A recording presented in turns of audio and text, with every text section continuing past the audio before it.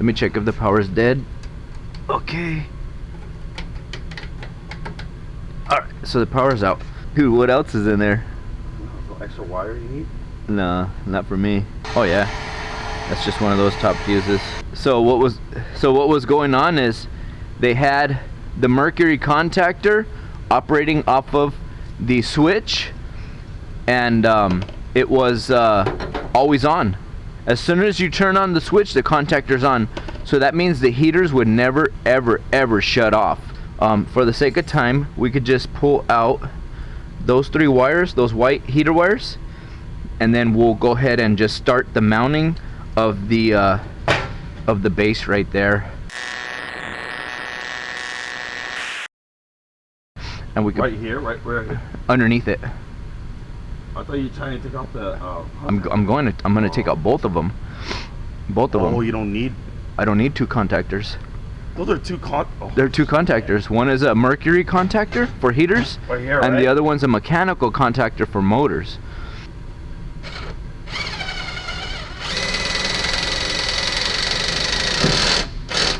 Nice.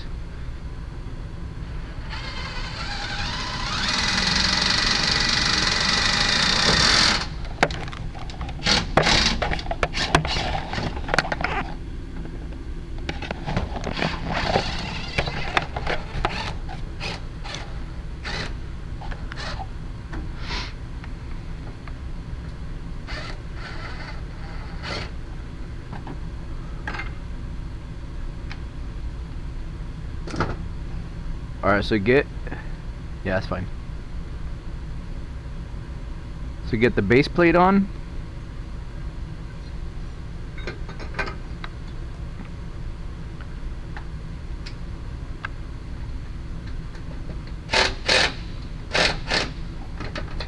I'll just leave them all loose and then get it into place and then tighten them.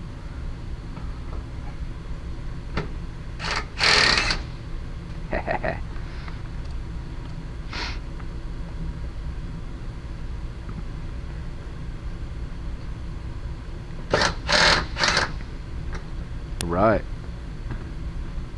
Are they all tight? No. Okay. Well, let's see, check one more time. Alright. Just do a little kick, huh? Yeah. There you go. You're gonna have to get one of them snuggy. Get one of them snug. One of it is snug, right? Yeah. Get one of them snug, real light, and then you kick it. Then you kick it into place. It's got a little bit of sway on it. There you go. The bubble in the middle. All right. Yeah, right there. So now we're gonna mount the actual solid state relay, right? So so on this relay, if you just pop it up, the front cover comes off, so you have access to the terminals, right? So we're gonna want to mount it this way because this is the input side and this is the output side, A and B, right? So you got A phase, B phase, C phase. This is your coil. This is what turns the relay on. So you're gonna use those screws, but the most important part when you're dealing with solid state relays is the heat sink. So what I want you to do is I want you to probably put a glove on, and then you're gonna heat sink the whole back of this.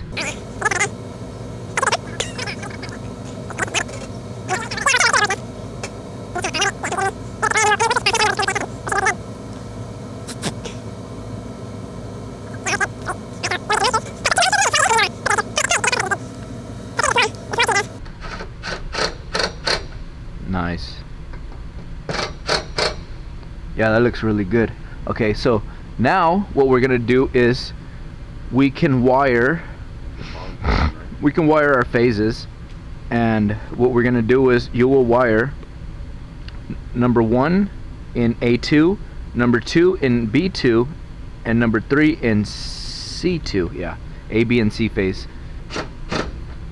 Beautiful. Alright, so that is the output side. Maybe hit it one more time with that 11 and 1, the flathead, and just make sure they are locked on. Yeah. Good? Yep. Okay. Beautiful. Okay. So now what we'll do is we will A phase, B No, now that we got that done, so the coil will come through and then come down and whip into those. Let me get some 16 gauge control wire. Alright, so now that you removed wire number 15 and 2, we're going to create a new wire number 15 and 2. So go ahead and create number 2, and then we'll label it with these labels. So I think at this point, let's go ahead and remove that mercury contactor. Oh, they use Is it Torx? Torx, yeah. Oh yeah. God.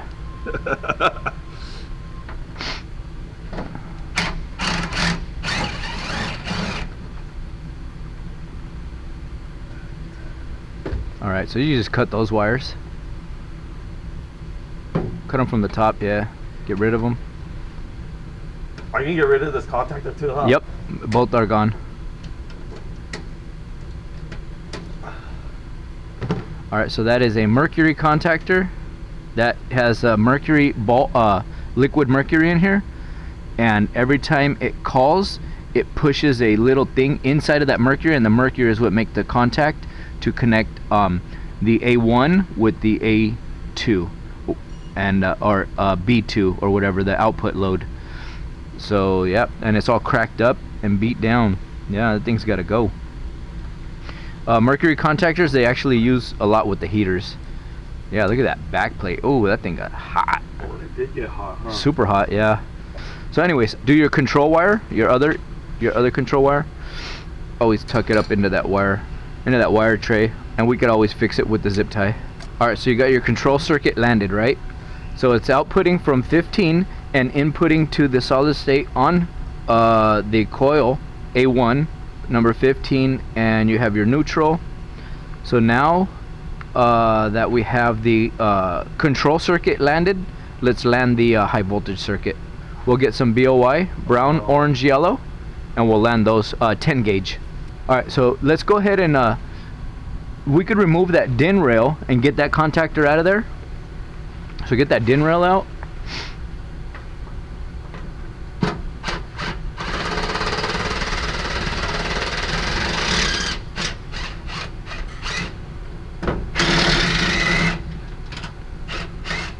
Ooh, angry man.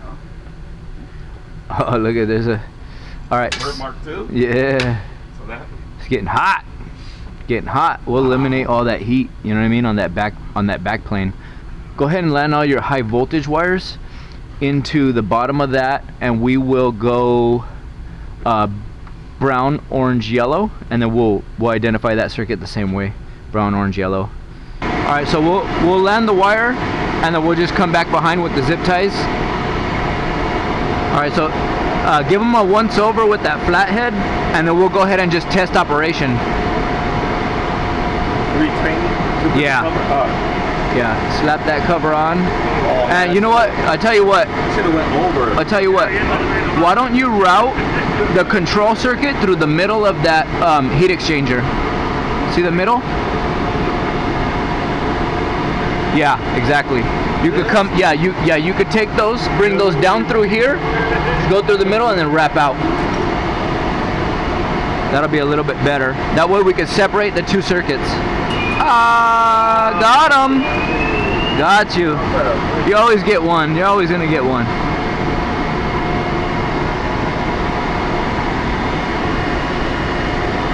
Yep. Yeah, probably down through that one. Yep.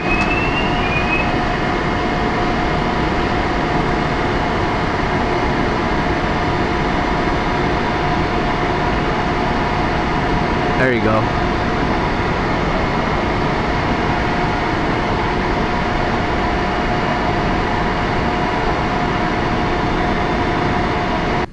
All right, so put your cover plate on. Now that we got all the wires landed. All right, sweet. So let's go ahead and now we'll test, let's test operation now. Looks good? Okay.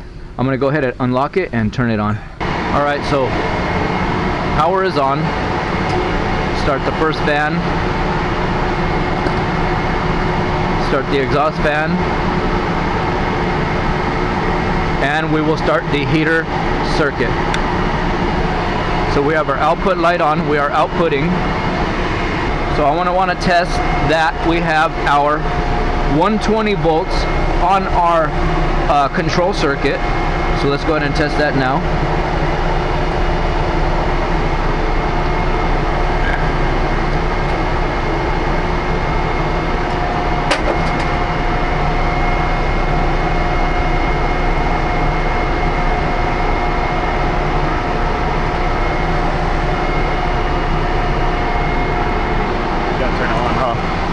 No, it's on.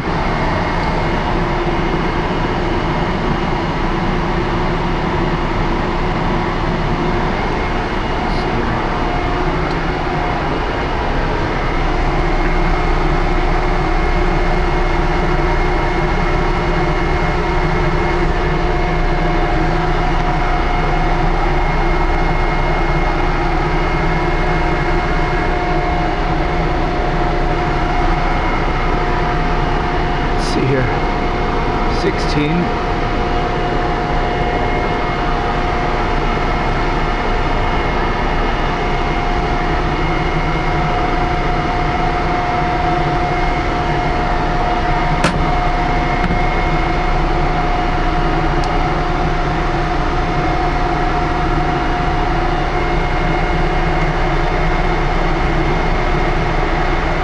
Okay.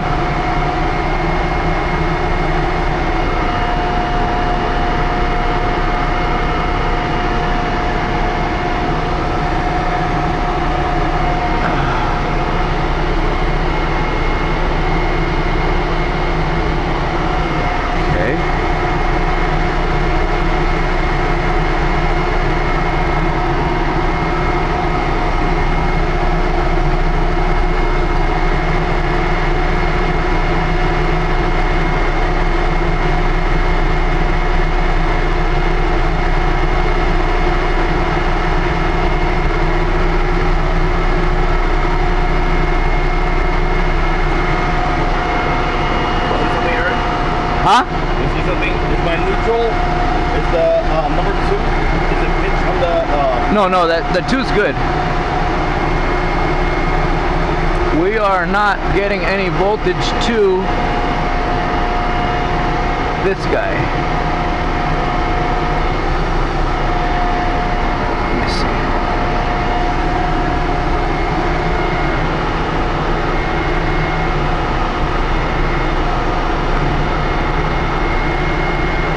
There's no voltage coming to the switch, which is number 10.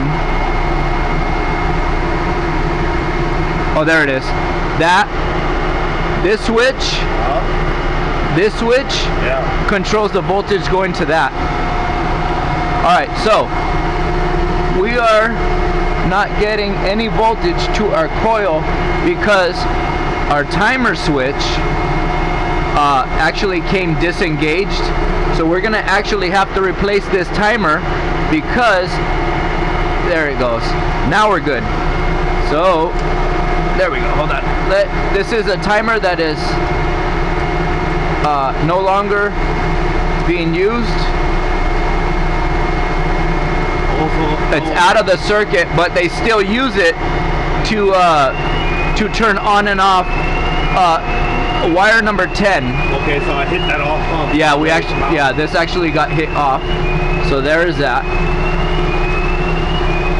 Yeah, so so it's kind of like it's super janky. So yeah, let me just get this arm. So I don't know if this timer. Maybe change that dial so it hold it down. Hold the lever down, right? Let me see.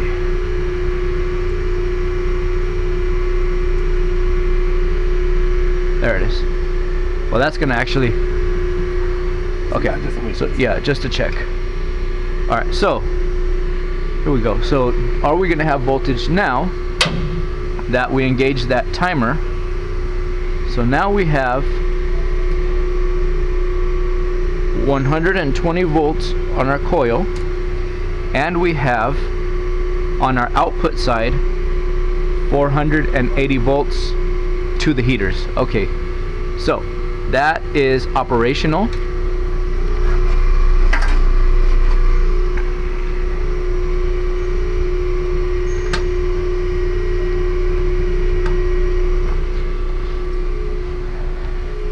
So now let's verify that we're coming up to temp and our temperature is rising. So our output is illuminated and our